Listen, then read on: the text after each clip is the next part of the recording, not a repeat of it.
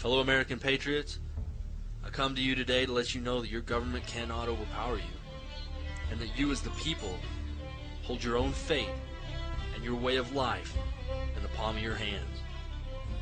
You are under the watchful eye of an ever-increasingly tyrannical government, but within that government lies patriots just like you. For fear of retaliation from that very government and the safety of my family, I'm forced to cover my face like a common criminal, like a coward. I've been told that my thoughts are traitorous and that my actions un-American. Why? Because I support the people? Because I support the Constitution? I'm here today to say to those of you that are asleep that you are the traitor. You that stand idly by as our freedoms are slowly stripped from us are the un-American. I ask civilians on the street if they're aware of the form of government that this United States was founded on. Almost every one of them proudly stated democracy. Why we spread democracy across the world, I've heard. Let me read to you Article 4, Section 4 of the Constitution of the United States of America. The United States shall guarantee to every state in the Union a republican form of government, and it shall protect each of them against invasion and on application of the legislature or of the executive when legislature cannot be convened against domestic violence. And tell me if this one sounds familiar. I pledge allegiance to the flag of the United States of America and to the republic for which it stands, one nation, under God, indivisible, with liberty and justice for all. How did we get so far from our roots? And while I'm on pledges, many of you might have seen the YouTube video produced by Harpo Productions, where dozens of celebrities pledged to be a servant to our president and mankind. A servant to our president. Last time I checked, our president is a servant to the people. And I pledge no allegiance to any man. You know what I pledge? I pledge that I will support and defend the Constitution of the United States against all enemies, both foreign and domestic, and that I will bear true faith and allegiance to the same, so help me God. That's what I pledge. And that's the pledge that every U.S. service member makes. Yet it seems most of them don't even know what's in the Constitution. Second Amendment, written December 15, 1791. A well-regulated militia being necessary to the security of a free state, the right of the people to keep and bear arms shall not be infringed. Shall not be infringed. I consider any laws that affect my right to keep and bear arms as an infringement on that right. So you lawmakers out there, go ahead. Push past the Blair Holtz H.R. 45 bill. We will use every avenue of peaceful resolve that we have. But you push our backs against the wall, and we will push back. Next is the 10th Amendment. The powers not delegated to the United States by the Constitution or prohibited by it to the states are reserved to the states respectively or the people. So all these laws that the government passes, like you having to give your child shot known to cause autism before your child can attend public school, the restrictions of homeschooling, the banning of medicines that help people, gun control being referred to the committee right now as I speak, the suspension of habeas corpus, so many unconstitutional laws that 9 states have already declared sovereignty in the United States government, and it's expected that over 20 do. I was proud whenever I read the Oklahoma resolution that this serve as notice and demand to the federal government as our agents to cease and desist effective immediately mandates that are beyond the scope of these constitutionally delegated powers. That's passion, conviction, dedication of the Oklahoma residents. And they're not alone. We, the American patriots, are tired of standing idly by. This is a call to arms. Support the sovereignty of your states. Reclaim your freedoms. Write your senators. Write your congressmen. Write your state representatives. For you American citizens that are asleep, there's something going on around you. And if you can't see it, it's only because you're so self-absorbed in your trinkets and your cell phones and your video games, your corporate jobs. There's a revolution brewing under the surface of your country and you don't even know it. If I ask you if you're awake and you don't know what I'm talking about, you need to start searching for information. You need to read your Constitution. You need to know your rights. Look up what started the first revolution. Do research on your monetary system. Keyword the Federal Reserve. Ask yourself a simple question. Do I want to be free? Or do I just ask for a protective master to watch over me? Time for you to make that choice is at hand. The enemies of the Constitution are not far away in some distant desert. They're found right here on our own soil. We have become complacent. We've allowed the tyrants to take over this country, and we have no one to blame but ourselves. The time is now. We must rise up together as one voice and resist while we still have the ability to resist. I know many of you are afraid of the government. You wonder how can you fight something as strong as the U.S. military. I ask you this question. Who is it that's behind those rifles that you fear? They are your sons, your daughters, your mothers, and your fathers. They are American citizens just like you. And let me assure you that there is a resistance within the military. We will not be silent. We will not obey. We will not allow the American people to be harmed and our rights to be taken away in any manner. We will not disarm the American people during martial law. Let me assure you, patriots, that we will die fighting our brothers in arms if we must, but we will not fight our countrymen. Our lives we stake on this. Patriots, the time is at hand. If the government pushes us into a corner, then I wish you well. For the fight that lies before us will be the toughest thing our generations have ever endured. Your grandchildren's grandchildren will read about how you fought for their freedoms. We can only hope that they will not be as foolish as we in allowing the government to ever do this again. Patriots, I'll leave you with the saying that my father left me with the day that I left the Marine Corps. Keep your chins up, your heads down, and dig your foxholes deep. Godspeed, and Semper Fidelis. I've asked y'all here today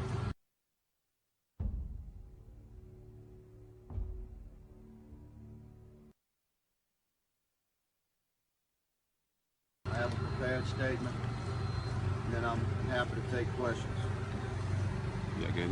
I've asked y'all here today with a heavy heart to advise of my resignation from the St. Landry Parish Sheriff's Office. I've met with the sheriff. He has accepted my resignation. I was not forced to resign. The sheriff didn't ask for my resignation. Rather, I've turned in my badge as a matter of conscience. If I may, for just a moment, I'd like to explain. I begin each day from bended knee, but I kneel to our Savior. I will not kneel to violent street gangs. I will not kneel to murderers or the parents that raised them. I will not kneel to a discredited, wannabe black activist that doesn't really have the best. This is happening all over our country right now. I will not kneel to bureaucrats in Baton Rouge or Washington or anywhere else that have forgotten why they wear a badge and who they serve. Ladies and gentlemen, I would die rather than sacrifice my principles. I would give my life. I'll leave my wife without a husband, my children without a daddy, rather than kneel to the very forces of evil that I have so long stood against.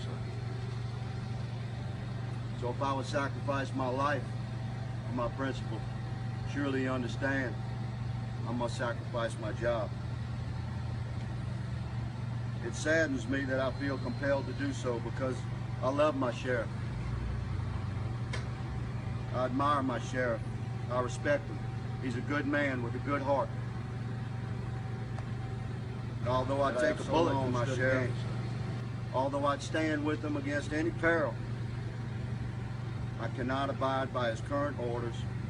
I'm sorry, I just can't. Paul told us in Corinthians, place not your faith in the wisdom of man, but in the spirit and power of God. I haven't always been the man that stands before you today. I've spent the last 15 years of my life struggling to become a better man. I will not go back. I will not retreat. I will not step away from the path that the Lord has prepared for me. I will not succumb to the powers of darkness that I've encouraged the world to stand up against. I will be the man that our Lord intended for me to be, no matter the cost. I'd like to speak for a moment about the badge that I turned in today. All of us that wear badges begin our job with an oath, a sacred oath, sworn by generations of courageous Americans before us. But that oath, that allegiance, it's not to a sheriff, it's not to a chief, it's to the constitutional principles that the badge represents. It's to the people that we've sworn to serve and protect. It's to an American nation that hungers for truth and justice, and strength and compassion. It's to a world torn asunder by forces that men like me have sworn our own life's blood to defeat, as we stand as one against the very gates of hell. If I were to continue to wear the badge that I resigned from today, and to work within the parameters that I've been commanded, I would tarnish that badge. I would violate the principles that it represents. And I just can't do that. Many of you know the way I grew up. We raised and trained horses. There's a saying amongst equestrian cowboys: some horses just don't run with bit in their mouth. I'm one of those horses. I don't do well reined in. So although I love and respect my sheriff, I must resign. Because as a soldier, if I cannot conscientiously carry out my assigned orders, then I must resign my post. It's been my great honor to serve with the men and women of the St. Landry Parish Sheriff's Office. It's been my great privilege to serve the citizens of St. Landry Parish, the home that has adopted me as I've adopted it. My future is bright because the path I'm on is illuminated by God's light. All right, so let's just bring a pause to this for a second so I can sort to something else. Oh my God, really? Come on. Anyway, let's do this. I've done this like 17,000 bazillion times. Not to like annoy anybody, but let's just change this up. And you heard the most of Captain Clay Higgins. I'm going to close that down, and then I'm going to change something here so you can actually see this clearly. I'll take the schedule off so you can see everything clear. Now give me a second while I do a screen cap so y'all can see what's actually going on. All right. All right, this is going to be hazy and funny looking, but when you go over here and you see all these, it's like, well, here's Louisville, Kentucky right here, Shannon. And because I posted it twice because you said it wasn't in there, but then I'm going, well, wait a minute, it's on page 2.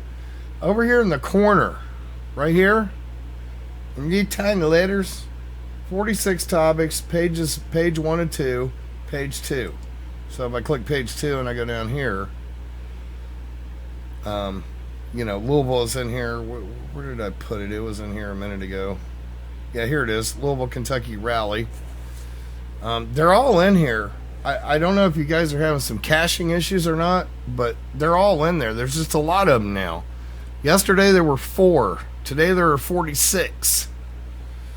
And it's more, and each page will handle 25. And when it gets to 25, it goes to the next page. It makes a new page. So, we have all of these places. So,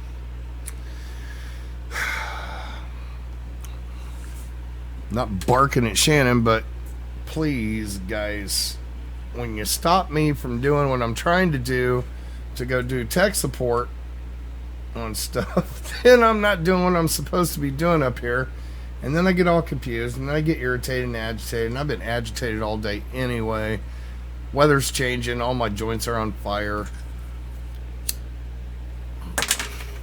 So there's a whole bunch of them. They're all over the country. There's 46 now. More coming. Fast as they can. Yeah, so you go up here, you go to operationamericanspring.us. And, when you first come in here, you're going to see, like, board index, and then you click form index, start here, and then there's these things, and the rallies are right here. I have the justice report, which is information I'm getting from the political prisoners in Oregon and elsewhere. Or excuse me, Camp Finnecam's where I'm doing that. And the justice report is put there so people that see something, you know how they always say something, say something. Well, it works both ways. We can all see something, say something. If you see an injustice, get up there and report it. Although since I started this 9 days ago, I've had 4 other people actually participate.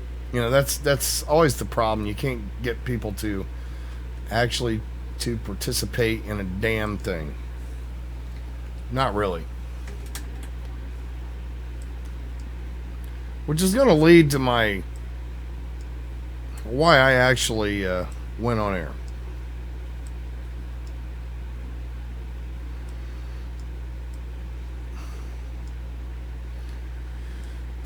We now have stuff going on in every single state. Or not every single state, but all over the damn country. Everybody's within at this point, from what I'm looking at, everybody's within a few hundred miles of an event. So people are kind of running out of excuses, not to go support the cause, not to go support their own freedom, not to go support injustice by the police and the federal government, not to go and support injustice, not to go report.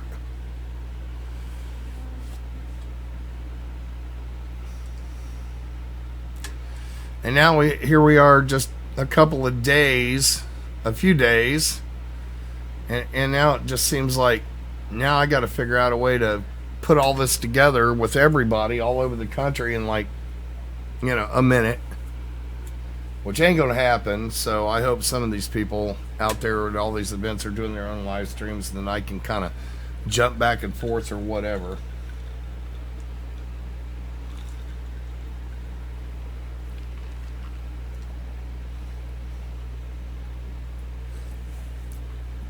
But anyway, let's discuss something. All right, we've heard about militias, this militia, that militia, this militia, that militia, and all that kind of stuff. And I've gotten a little grief because, there are a lot of these militias out there I think are, I'm not going to say who, I don't care who, support what you want to watch, that's up to you. I think a lot of these militias are just scamming people out of, cash and prizes.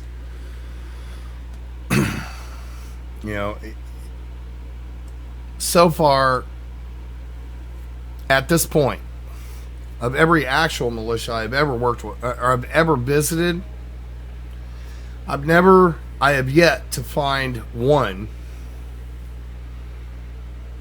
that are also, what they call us crazy preppers, people who are like my grandmother and put up enough food so if something went wrong badly in their world, with they had enough food to sit by, because food is the most important thing. Food and shelter. My grandmother is a product of the Depression, so I kind of, when I grew up on the farm, that's kind of how it was. It wasn't called prepping, it was called canning week. So let's discuss a few things. It's been a slim news day, and I've been kind of waiting to do this. just me talking to you and seeing if you even care or want to listen. There's no threat of imminent blood, danger, exploding stuff, and body parts flying around, so we've not had a lot of listeners even tune into the live stream lately. But let's discuss something, this ever-looming, shit hits the fan kind of idea. And believe me, I've been shit hits the fan on a local basis a couple of times. Hurricanes in Florida. And one of the most horrific ice storms I've ever been through here in Kentucky, in which, I spent 11 days not being able to get off my hill. That don't seem like much, does it? 11 days. It seems like a lot. It doesn't seem like much if you're ready, but it's a whole lot if you're not quite as ready as you should be, which at the time, ice storm never played into my game plan. We had plenty of food, but we had a lot of problems with heat. Because the power was out for 11 days in really cold weather. Couldn't go anywhere. Ran out of kerosene real fast because I didn't have enough. We have electric heat here, so I never bothered to fill the propane tanks up for the wall heaters. Just kind of, this stupid move, kind of newbie kind of stuff that I did. This has been a long time ago, but, I'll never let that happen again.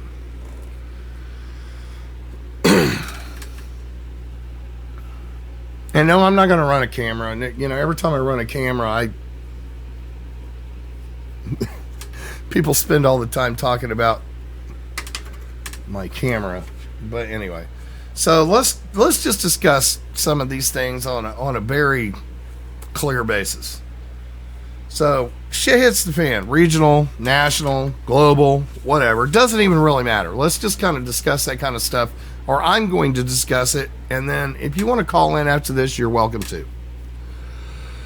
I wrote this article back right after the ice storm, and I really got to thinking about this stuff and just how dangerous times can become. And I wrote this article, which I today tweaked up a little bit, but it was called "Building a Working Tribe of Equals." This was back when I was just doing print media. I wasn't doing radio stations and stuff like that, so I had time to focus. But so building, here it is. I'm just going to read it. Building a working tribe of equals. Number one, due to the fact that everything is in supposition at this point and completely fluid, and all manner of doom has been predicted and prophesied since the beginning of time, we have to operate on two fronts: everyday life and the what if tomorrow never comes scenario. Number two, well, what is the plan? Well, the plan is make a solid plan that includes stress management. Number three, a tribe must be made of many very specialized people. A, being workers, the young folks who are strong and able to, pick up and carry and dig and plow and all that kind of stuff. You need another set of youngsters and middle-agers or whatever that know how to hunt, trap, stalk, and locate food. You need tool makers and fixers with basic, mechanical, natural, and scientific knowledge that can design, fix, produce items necessary for our survival in your tribe. You need somebody with some kind of medical expertise, someone trained in the basics of first aid, and they need to not be weak at heart or weak of stomach or weak of mind. An understanding of natural medicine is very important. An understanding of chemical medicine is very important. And being empathetic and part personal counselor or counselors, because they are going to have to be dealing as your tribe's medical practitioner with depression and anxiety, and that's going to go along with the complete reset of people's lives. E, you're going to need to cook. Anyone can burn some freaking food, okay? Burnt food, nasty meals is going to do nothing but destroy your tribe. If you don't have a good cook in there, it's going to destroy your tribe because it's just going to add to that mental stress and depression. Meals are important to the tribe's social structure and every person in your tribe's mental health. It is an important part of survival. You're going to need someone that can fix and sew clothing and make clothing. Extremely important because, we've always seen these TV shows and movies where, 19 years after the apocalypse, they're still wearing designer jeans. Yeah, right, You're going to need something, and this is more important than anything, someone who knows how to, knows very, very well the ways of preserving food. So your whole tribe doesn't die from food poisoning or tome or botulism. Another thing you're going to need is a council in your tribe. Because that tribe must meet, daily to deal with intertribal problems, bickering, and stuff like that. Because no matter what, you get a bunch of people together, they're going to start bickering, especially in high stress situations. They're going to start bickering and complaining and fighting and bitching and moaning. And, once Joe's got his stills up, it's going to be worse.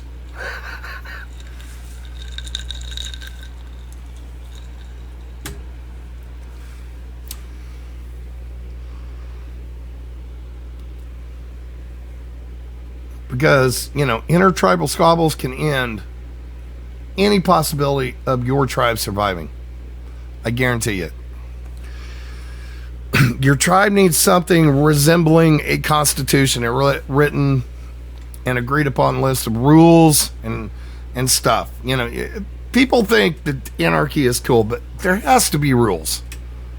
There has to be rules and boundaries, because if you don't, in any social structure, if you don't have rules and boundaries, and you got some dude just going around taking a crap on everybody's freaking picnic table, well, because it's free, I always love that when everybody, when we get the trolls in the chat rooms and stuff, oh, we're talking about free speech. Well, there's a difference between free speech and taking a crap on my coffee table. It's just, freedom to act like an asshole is not in the Constitution. They always say, complain about their constitutional rights to act like an asshole in a chat room. Excuse me, chat room is, if it's my channel or my website and I'm paying for it, well, bite me if you don't like it. Go somewhere else. But, these rules need to be voted on, and there needs to be a majority vote or even a unanimous vote so that all the tribe feels comfortable with these rules and boundaries. Then there has to be a selection of leaders. In a peaceful, non-stress social environment, like, Bob's painting gazebo in Arizona where everybody's like all peyoted out painting stuff, and that's one thing. But in a high stress survivability situation, there has to be leaders. Because if you don't have leaders and everybody's in charge, well, then nothing gets done, right? Exactly. And quite honestly, preferably, it has to be one of each sex. So everybody feels well represented. So you're going to have to create some kind of council of leaders and then find leaders in which, depending on the size of your tribe, if it's 6 or 7, that's probably not going to be a problem. But if you got 100, well, there's going to be problems popping up.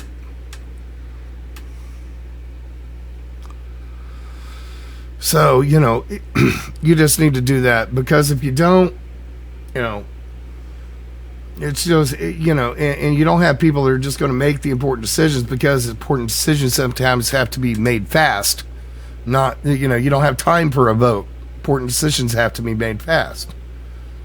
So that has to be done. 7, before letting someone be voted into your tribe, for newcomers, I would suggest preparing some questions and ask the person before the vote, for example, like, have you been on welfare all your life? These people are likely to be lazy and drain your tribe. Well, whatever. That's going to piss some people off. I've said that, but, I've never been on welfare, and I've been homeless a couple of times in my life and managed to get out of that without ever having to go on welfare. So, each tribe in itself has to decide what is actually acceptable in that case. Because, every now and then somebody's got a skill or something, or might come to potential. You just never know. There's also has to be a tribal economy. Well, you know what? That might sound stupid, but each person will bring different skills and provisions to your tribe. Each skill has a value. Each cash has a value. Like someone is making and fixing tools and clothes, and treating your wounds does not have the time or skill to go hunt and grow food. Does that mean they don't eat? No. So there has to be a balance there. You also need people in your tribe that I would call pre-event researchers. Everyone must break up the duty of finding important information. And I'm talking about before something happens in your tribe. You need to be creating these tribes now, not later. On surviving without electricity or viable food sources, you need to be printing these things out, build books loosely folders and such. I have a whole pile sitting here right next to me of just stuff I printed out in loosely folders to use. And get that done now while it's still possible. We all need to know food provision, where food provisions are and fuel sources.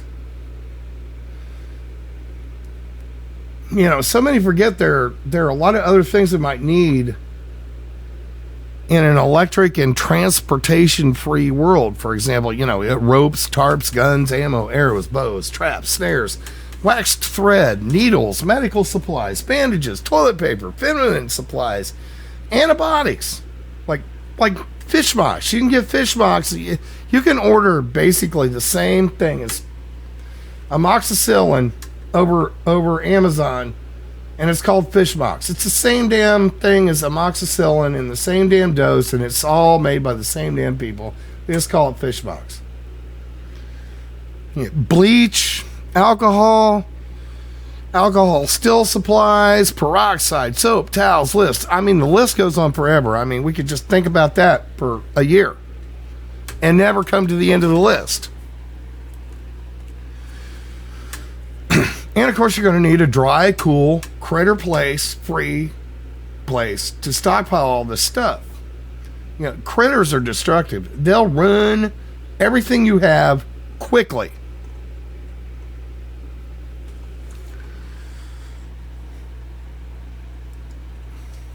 And here's the part where I'll probably piss a bunch of people off. These are the people you don't want in your tribe. Narcissists. Overly aggressive people. Totally passive people will also get your whole tribe killed. And I'd say totally or overtly passive. Drug users. Dulled mind equals a dead neighbor. Drama queens. Overly and overtly insecure, drama queens are usually overly and overtly insecure people. They will get your tribe killed because they'll be politically working in the background to destroy the infrastructure just to gain attention. The know-it-alls, the wannabe kings and queens. So, believe me, you're only as strong as your weakest link.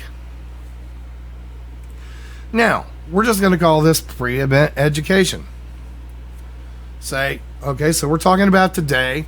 Maybe something will happen. Now, we all hope nothing will ever bad happen, but, you know, if you look at history, bad crap happens all the time.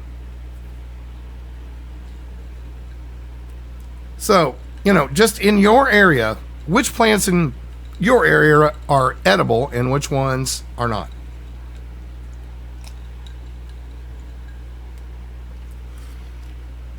"15 years ago, that would have been a problem, but we have the internet now. You can go look that up.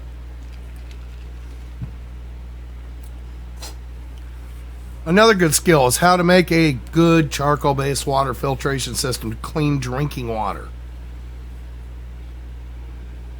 You never know. You might end up drinking your own pee, in which you're going to need that. Or how to purify, possibly chemically or something, bacterial tainted water through chemicals, boiling, and ozonation techniques. How to make a wood gasifier to power mechanical engines without gasoline. How to build small electric radio receivers and transmitters, or to fix ones that are broke. There's plenty of them around. So, you know, I've always thought it was a good idea. A lot of times when you go to a Goodwill or something, they always got a few CBs laying around for $5. Just grab one and throw it in a box. You never know. You might end up needing that damn thing one day.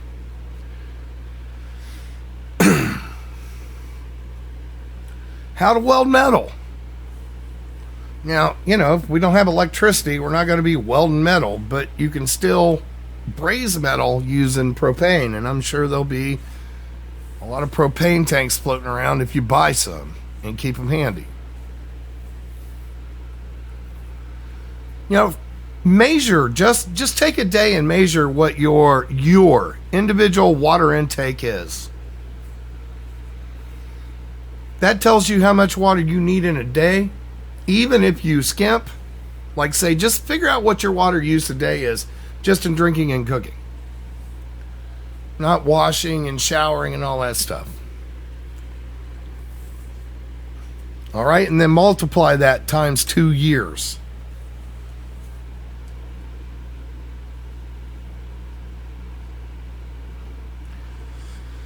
Learn how to cook, dehydrate meat with nothing but the sun, and how to build a fire even in snow and wet conditions without matches or fuel. There are all kinds of YouTubes on how to build hand-powered electrical generators for use in stuff like flashlights and radios and stuff like that. There are a lot of that kind of stuff. You know, if you don't want to build one, there are like these flashlights. You shake them, and it's got a little thing in there, and you shake it for 5 minutes, and it'll give you 30 minutes of flashlight. Learn how to snare a small animal out of the wild for dinner. I mean, you know, possum and squirrel don't taste to be good to me right now, but I bet if I was hungry, I wouldn't say no. And neither would you. And I was hungry enough, this next one... What bugs and other nasty little ground crawling creatures can you eat to stay alive? Because you get hungry enough, anything tastes good.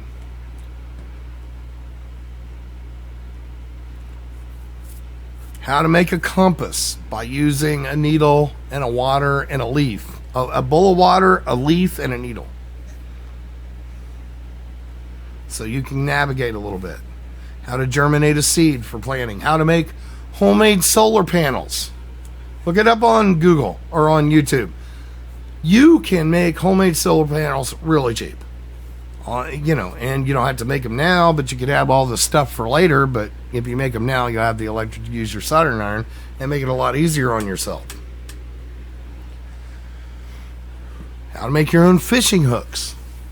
It's not that hard to make a fishing hook. All you need is a little heat and a needle. You just heat that needle up and bend it into a fishing hook. You know, I might not be able to put, you know, a snare on the end of it, but still. You just take that tip, you heat it up, you bend it into a fishing hook, and then you heat that tip up, and you turn it right on over at about a 45 degree, and you got a hook. You got a snare hook. And I don't think it'd be a bad idea for everybody to learn Morse code, because if your radio is at low power and you can't modulate, you can hit the key. Dat, dat, dat, dat, dat, dat, dat, dat.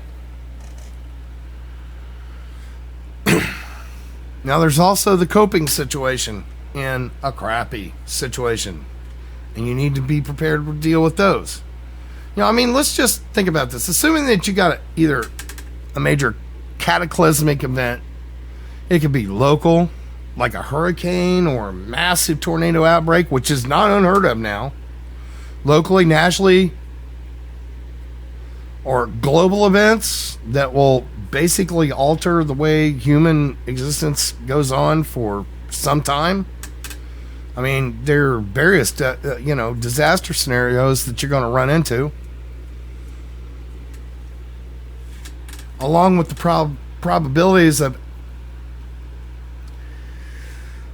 actually happening within, dangers into human life that all this represents are very obvious and happen all the time. We don't get it as much in the United States right now, but it does happen all over the world from time to time. We're seeing a mess of that right now in the Middle East and Europe because of all that mess going on there.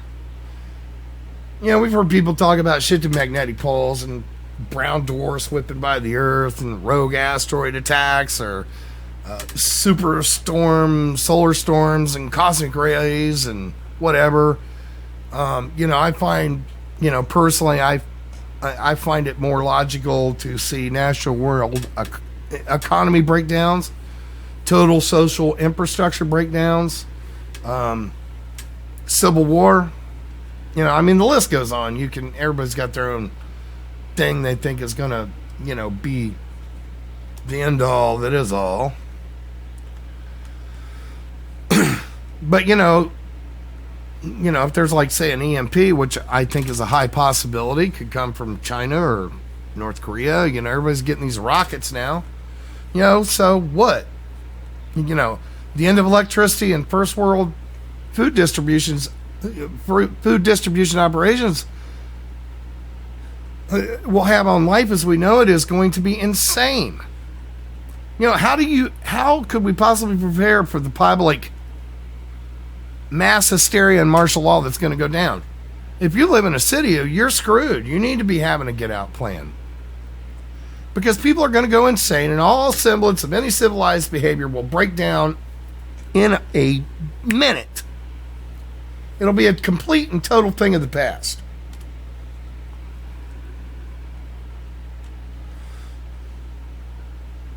There's also a good argument to understand, your local variables like sea level, frost depth, volcanic ash spread, ground pulse, rainfall amounts, depth of groundwater.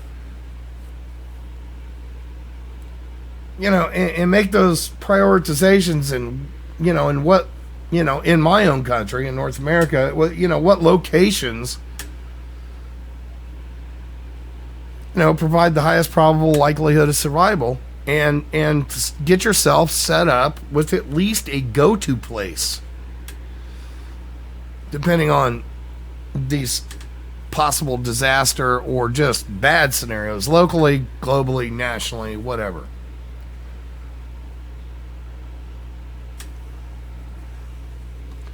And then understand what places that you should not be under any circumstances. You need to effectively plan. You need to know how to effectively plan an escape plan from major metropolitan centers, and get a cache of something stored somewhere. Even if you go to a city or a small town way out of town, rent a cheap little storage shed for $35 a month and just keep some crap there. That way, if you have to go, you got someplace to go, and you can go there and get your crap.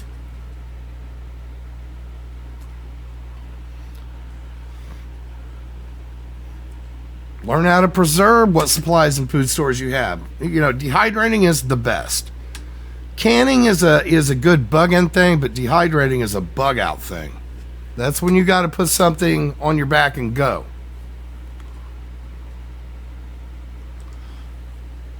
And the better you go about that will elongate your survival timetable. You also need to know what the time frame of different kind of event scenarios will look like, so that will aid you in your planning. If this happens or that happens, how much time might I have, and how to get there, and how to get out of there, and all that kind of stuff. Learn what survival skills you need to survive without electricity, running water, oil, fuels, medicines, access to commercially available foods, how and where to plan to build a long-term survival spot, including the skills you will need to access this stuff like groundwater, purifying water supplies, growing your own foods, how to develop building materials from raw supplies.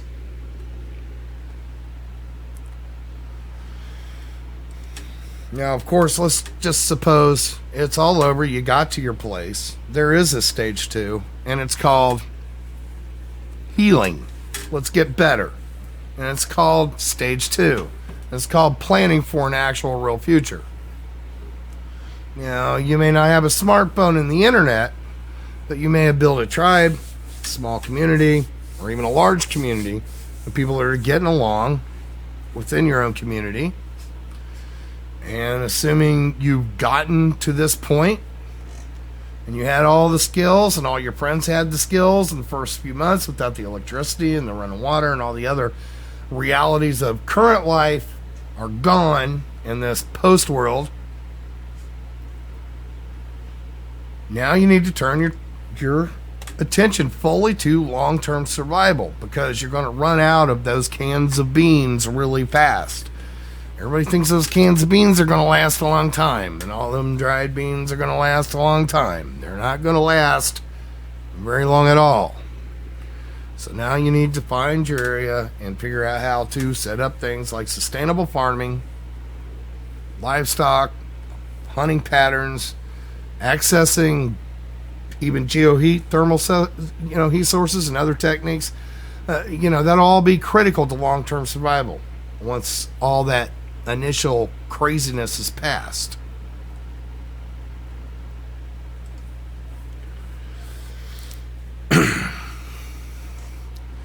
For people that believe this doesn't ever happen, there's a certain amount of delusion there.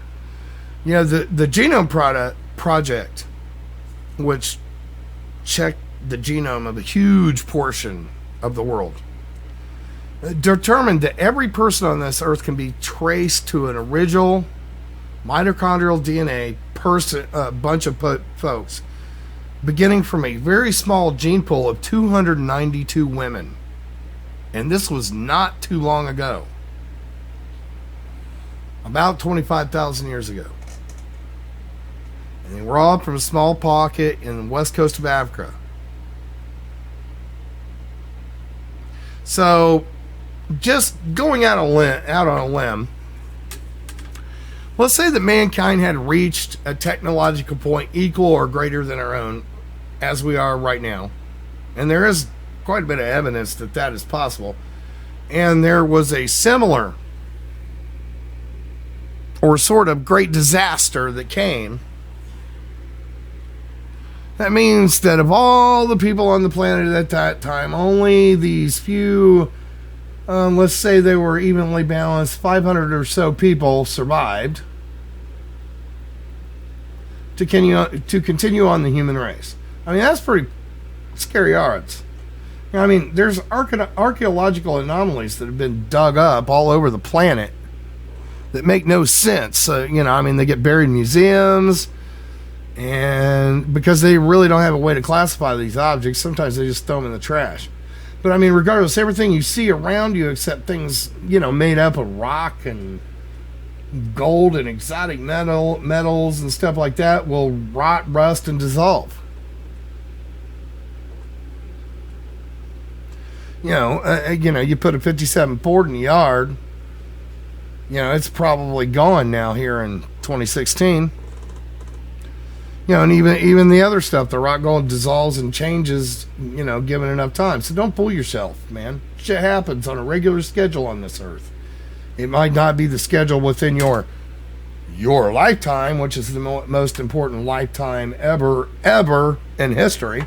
I know our lifetime is the most important ever in history. It's just human nature to think that we are the most important thing that has ever happened in history, but it's not.